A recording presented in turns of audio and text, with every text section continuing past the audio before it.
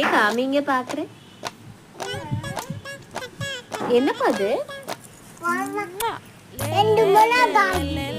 ரெண்டு எனக்கு தெரியவே இல்லை.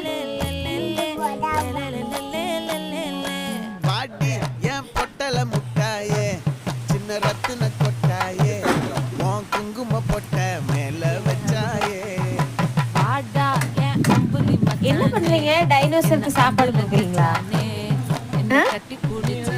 காமிங்க. டைனோசர் என்னமோ சாப்பிட்டு இருக்குது. ஃபர்ஸ்ட் மண்ணு சாப்பிடுதா? ஊட்டி விடுறீங்களா? அச்சு